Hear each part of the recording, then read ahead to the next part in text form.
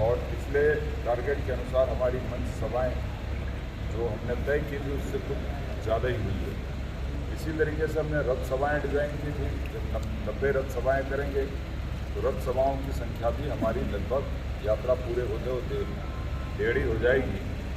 जनता जहाँ अपार आशीर्वाद लेकर के आती है और लगता है कि यहाँ भी रथ सभा भले ही हमने तय नहीं की हो लेकिन रथ सभा करना चाहिए, तो वो रथ सभा हम वहाँ कर रहे हैं। उसके साथ ही साथ हमारे स्वागत के पॉइंट 300 थे, वो दुगने से ज़्यादा हो जाएंगे, क्योंकि जनता हर गांव में जहाँ भी जा रहे हैं वहाँ जनता अपार आशीर्वाद भारतीय जनता पार्टी को दे रही है। इस जन आशीर्वाद यात्रा में जो हम पहली बार देख रहे हैं कि हमारी मातृशक्ति बड़ी संख्या में उमड़ करके और भारतीय जनता पार्टी को आशीर्वाद दे रही है, ये इस बात का द्योतक है कि भारतीय जनता पार्टी ने समाज में जो महिला सशक्तिकरण के काम किए हैं, जो समाज में सबसे पीछे सबसे नीचे है, उन वर्गों के लिए जो काम किया है और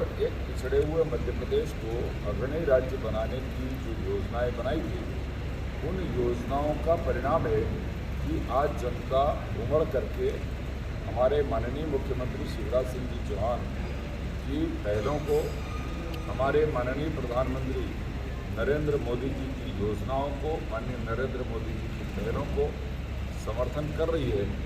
महिला सशक्तिकरण की दिशा में माननीय नरेंद्र मोदी जी ने प्रधानमंत्री जनधन के माध्यम से, उज्ज्वला के माध्यम से, हर घर नल से जल के माध्यम से जो महिलाओं का, बहनों का, माताओं का जो कष्ट दूर किया है, उसी का परिणाम है कि आज बड़ी संख्या में महिलाएं उमड़ करके और भारतीय जनता पार्टी को आशीर्वाद दे रही है। मैं इसमें ये भी बताना चाहता हूँ कि हमारा सदस्यता अभियान भी इस समय चालू है।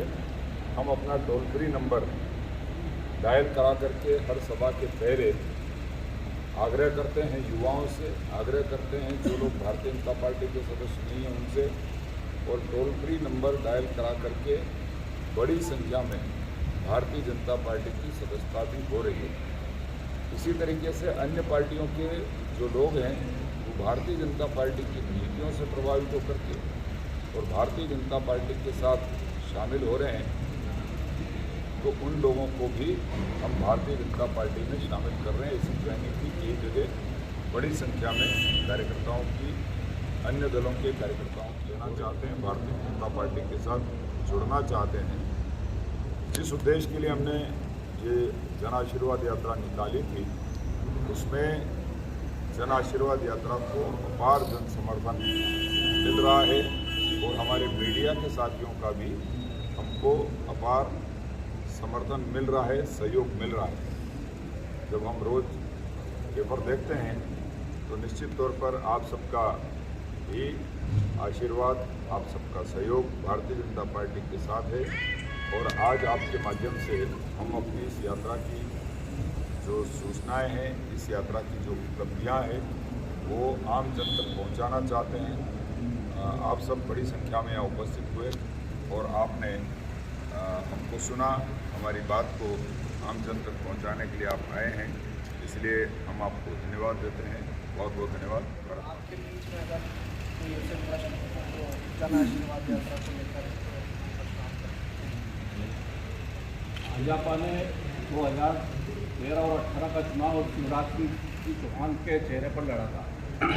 2023 का जो चुनाव है वो किसके चेहरे पर होगा? मध्य प्रदेश के मुख्यमंत्री का चेहरा? भारतीय जनता पार्टी सामूहिक नेतृत्व वाली पार्टी है और माननीय शिवराज सिंह जी अभी भी मध्य प्रदेश के मुख्यमंत्री हैं। नरेंद्र मोदी जी देश के प्रधानमंत्री हैं। हमारे पास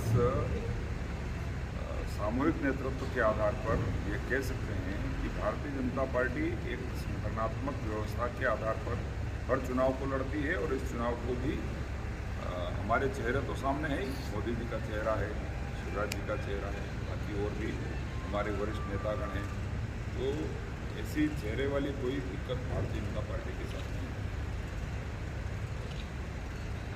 पिछले चुनाव में 18 महीने कांग्रेस का शासन रहा, उसके बाद में ज्योतिरादित्य सिंधिया जी ने जो है पार्टी छोड़ करके भाजपा ज्वाइन की, और भाजपा ज्वाइन करने के बाद चुनाव में उनके साथ जो आए थे सदस्य उनको टिकट दे करके चुनाव लड़ाया गया, तो उसमें पार्टी के कुछ कर्मठ कार्यकर्ताओं को नाराज़गी थी। तो क्या वो नाराज़गी अभी भी रहेगी या दूर हो गई? देखिए, जैसे जैसे परिवार बढ़ता है आकांक्षाएं भी बढ़ती है, और उन आकांक्षाओं को पूरा कैसे करेंगे ये पार्टी का संगठन बखूबी जानता है, और जिसकी जैसी भूमिका है उसकी भूमिका के अनुरूप उसको काम मिले, समय समय पर पार्टी वैसा निर्णय करती है। सहारनपुर विधानसभा में स्वास्थ्य, शिक्षा और बेरोजगारी का महत्वपूर्ण मुद्दा है।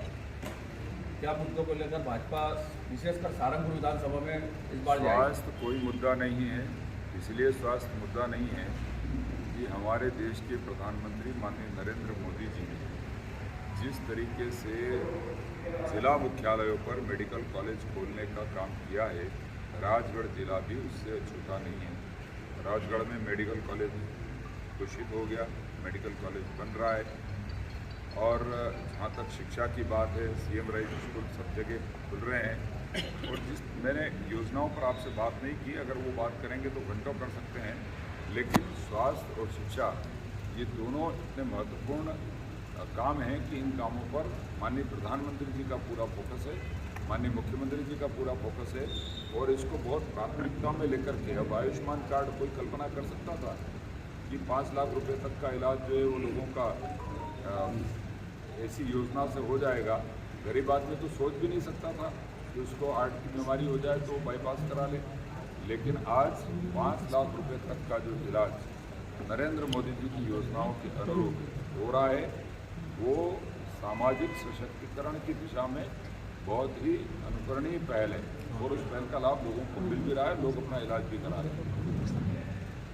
इस बार मध्य प्रदेश में भाजपा को लगभग कितनी सीट है?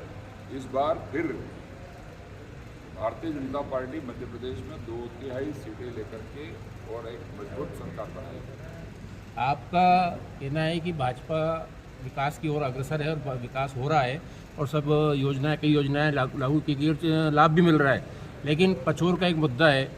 सन 1994 से शासकीय महाविद्यालय में विज्ञान संकाय की क्लासेस शुरू हुई है, लेकिन उसके पद आज तक स्वीकृत नहीं हुए हैं, जबकि पिछले कई सालों से भाजपा की सरकार चल रही है, भाजपा के विधायक जी भी है, भाजपा के सांसद जी भी है, भाजपा के जो है जनभागीदारी अध्यक्ष भी है। उसकी वजह से जो है छात्र छात्राओं को प्राइवेट कॉलेज की तरह अतिरिक्त शुल्क जमा करके पढ़ाई करना पड़ रही है। माननीय सांसद जी हैं, विधायक जी हैं, तो छोटी सी बात है, सरकार का कोई प्राध्यापक नहीं है तो उसको करवा लेंगे, कुछ नहीं। हाँ, मुख्यमंत्री जी ने अभी जहाँ नहीं है वो व्यवस्था भी की है, पर वो प्राध्यापकों की नियुक्ति नहीं नियुक्ति ये तो हो जाएगा। कोई अभी सीएम राइज स्कूल निर्माण में घटे निर्माण की बहुत सारी जानकारी आज सहारनपुर विधानसभा क्षेत्र में मिली है। धन्यवाद आपका। आपकी सरकार सुविधा देना चाहती है, गेट नंबर 138 पचोर में बड़ा मुद्दा छाया हुआ है, इससे आपको चुनाव में काफ़ी प्रभावित होने वाला मामला है, इसमें क्या कहना चाहते हैं आप? क्या है? सीएम पचोर का रेलवे गेट 138 बंद किया गया है निजी लाभ को बचाने के लिए, मुद्दा काफ़ी गहराया हुआ है, जिससे कि आपके चुनाव में काफ़ी। माननीय सांसद जी इस दिशा में बहुत सक्रिय हैं। उन्होंने राजगढ़ जिले में नई रेल लाइन डालने की व्यवस्था करा दी है, और रेलवे ट्रैफिक ठीक ठाक चले इसके लिए कोई न कोई गेट तो मतलब सारे गेट एक साथ चालू नहीं होंगे, या तो अंडर ब्रिज होंगे या ओवर ब्रिज होंगे। उसके लिए माननीय सांसद जी हैं, कोई समस्या है तो उसका समाधान कराएंगे। धन्यवाद। ये हमारा अध्यक्ष जी, सामान्य जीवन उच्च विचार, सामान्य जीवन उच्च विचार के धनी आदरणीय हमारे विकास जी करोड़िया, जो कि सुबह 9 बजे जो कॉन्फ्रेंस थी पत्रकार वार्ता, उसमें साधारण में ही उठ के घर से चले आए। इसको बोलते हैं सादा जीवन उच्च विचार। कोई झांकी मंडप नहीं, कोई कड़प का कुर्ता नहीं, कोई प्रेस बंद कपड़ा नहीं। चलो हमारी गाड़ी को रास्ता